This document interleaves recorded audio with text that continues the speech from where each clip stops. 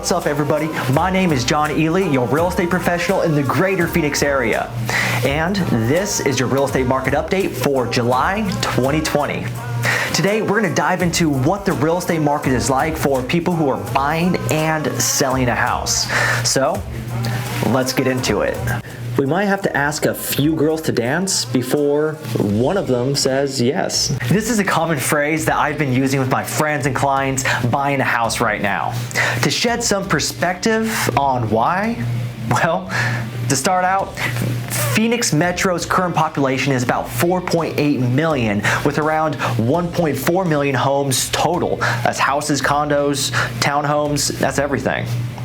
The number of people who are selling their house is continuing to decrease over the last few months, with about 8,500 homes for sale at about 53 days worth of inventory. What that means is if no one listed their home starting today, there would be 0 homes for sale in just 53 days. You take this housing shortage and you add in interest rates. I've never heard of interest rates this low before. They're below 3% right now. Rising rents and an increasing population creates this seller's market that we're in. One of the key factors that we're seeing with the lack of inventory, aside from everything we just talked about, has to do with sellers being pinned down.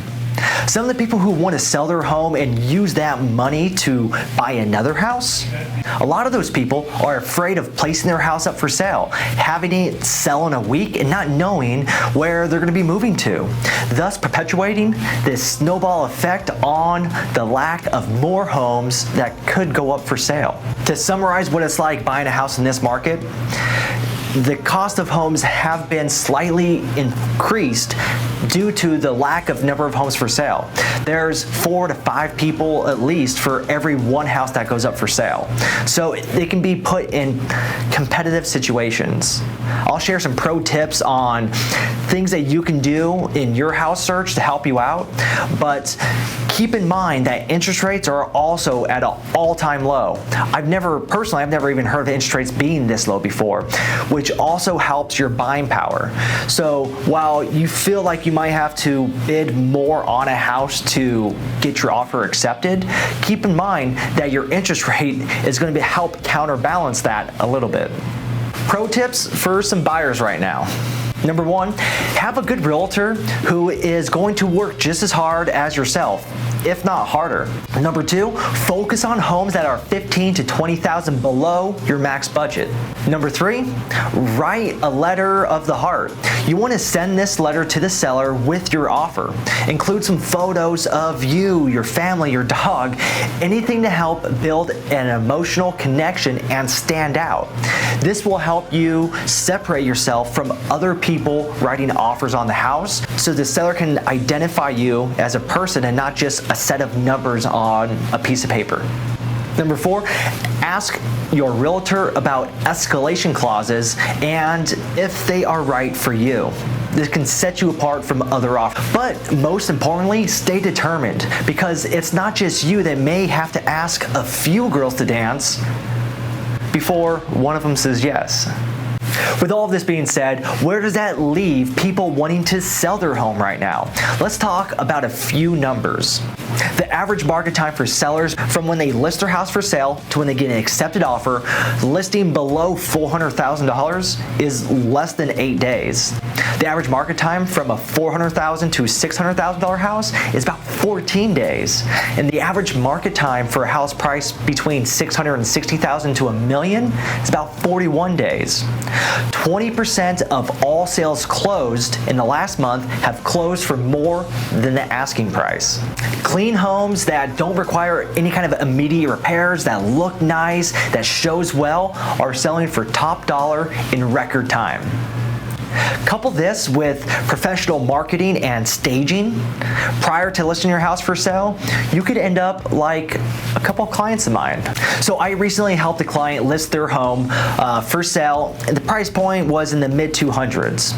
Within 48 hours of listing the house, we received 118 showing requests and had 38 people submit an offer to buy the house. Yeah, 38 offers in 2 days.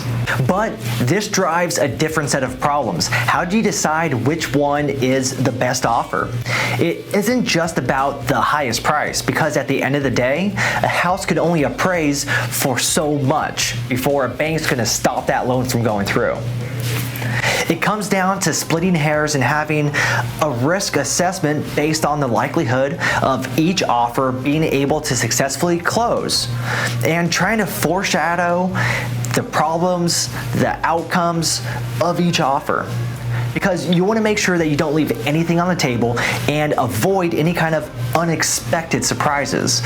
But hey, more money, mo problems. It's a good time to be a seller. Do me a favor, comment below and let's have a conversation about what you're seeing out there, or just chat about real estate. Thank you so much for watching. Please share this video to somebody that you think needs to hear it, and I'll see you guys next time.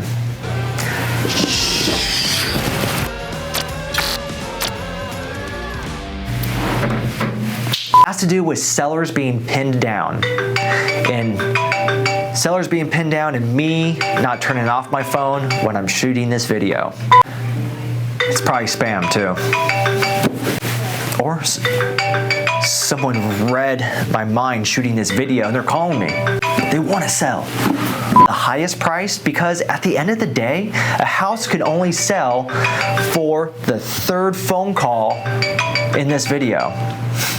Houses aren't just all monetary. Hi, this is an exclusive announcement from Marriott Hotels.